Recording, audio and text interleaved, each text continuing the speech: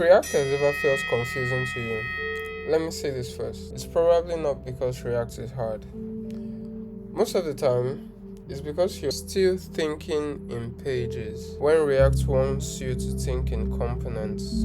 Once this mental shift clicks, React suddenly starts to make sense, and in this video, I'll show you exactly why. Welcome to the Ace Academy. Let's build this properly. Let's start with how most of us learn web development. You write HTML, you start with CSS, you maybe add some JavaScript, and naturally you think in pages. You have your home page, your about page, contact page, and so on. Each page has a navbar, each page has a footer, each page probably has buttons, cards, and sections that look suspiciously similar. So what do? We copy and paste. And at first, that's fine, but then the project grows. Now you want to change one link in the navbar, and suddenly you are editing 5 different files. That's when things start to get messy. Let's see the problem with page thinking. The problem with page thinking. The problem isn't HTML, and the problem isn't CSS either. The problem is that pages do not scale. Yes, pages do not scale. When everything lives in one big file, code becomes hard to read, bugs become harder to track, and changes feel risky. Your projects will also feel fragile. You're not building a system, you're managing a collection of documents. And this is exactly where React steps in. React doesn't think in pages, React thinks in pieces of UI.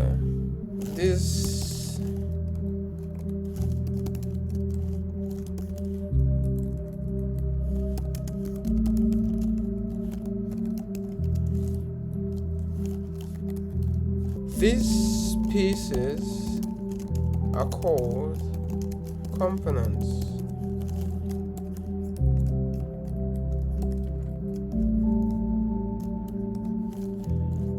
A component is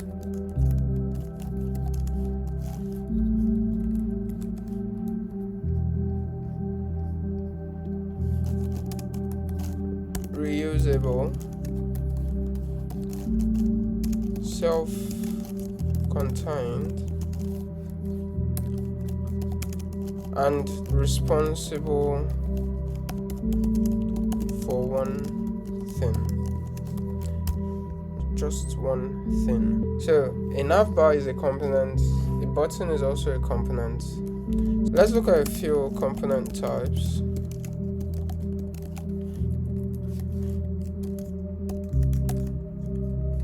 So we say the button component, the navbar is also a component. We can have a product card or a model.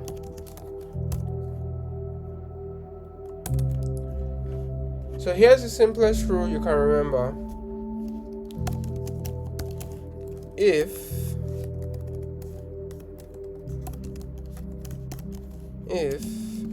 you draw a box around it, it's probably a component.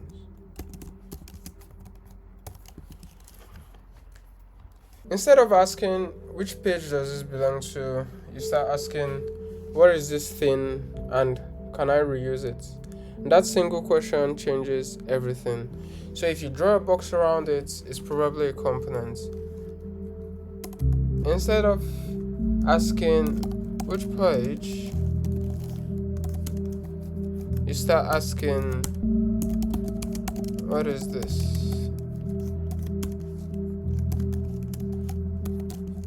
Can I reuse it?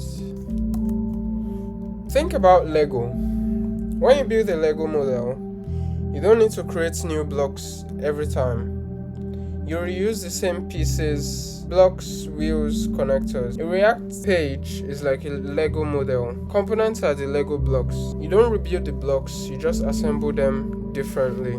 That is React. Pages are no longer the focus, composition is. This is why React actually makes sense.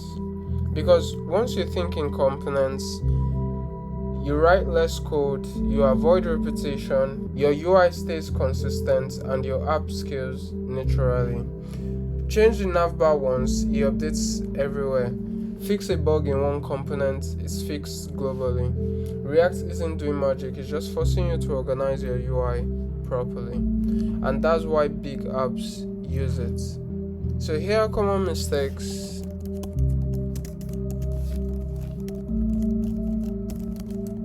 beginners make.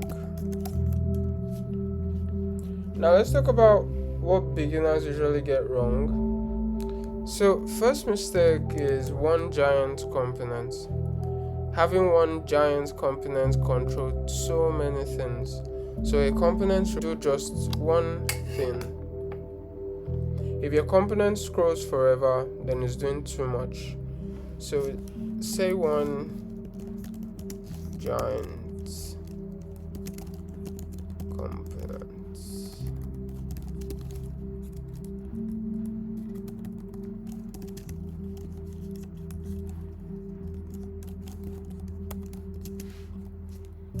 Secondly, thinking JSX is just HTML. It looks like HTML, but it's really JavaScript describing UI. So what that does is it takes in a function and returns a UI HTML. That's why you can include state management in page components. The third mistake we'll look at is avoiding components because it feels slower at first. So why avoid components? Because at first it looks slower. I mean, it's easier to scale. If you update your navbar once, you update globally. There's ease. Something that would have taken you hours to do will not take you minutes. So yes, breaking things down takes time, but it saves you way more time later. And here's a good rule. If a component feels too big, it probably is. So look at it well and make sure it's doing just one thing. And here's how to start thinking in components. Here's a simple exercise that will help you level up fast. Open any website, don't code anything. Just look at it and label the parts in your head. So label the parts of the website. Any website at all. It could be spaceup.com, it could be apple.com, it could be theaceemperor.com, any website at all. Just look at it, label the parts in your head. You have the header, the hero section, the card, the button, and the footer. Those labels, those are components. So the header components, hero section components, the card components, button components, and the footer components. If you follow the lessons from the ACE Academy, we talked about how multiple footers can be used on a page in the HTML lesson. If you want to learn more, you can always go to the ACE Academy and pick a course that suits you. Once you train your brain to see UI this way, React becomes intuitive. So you're no longer building pages, you're assembling systems. So let's recap. React makes sense when you stop thinking in pages, you start thinking in components, and you treat UI as reusable building blocks. Pages become composition, not containers. Once this mindset sticks, React stops feeling complicated and starts feeling obvious. I'll give you one last example. Let's say this is a home page. So your home page can contain your navbar component, then your hero component, then your features component, then your call to action, and lastly your footer component. That's a lovely page, isn't it? Just imagine it in your head, a home page like this. It's a standard page. If this video made React finally click for you, drop a like. It really helps the channel. Subscribe if you're learning React and front-end development the right way. And in the next video, we'll break a real UI into components step by step. I'll see you there.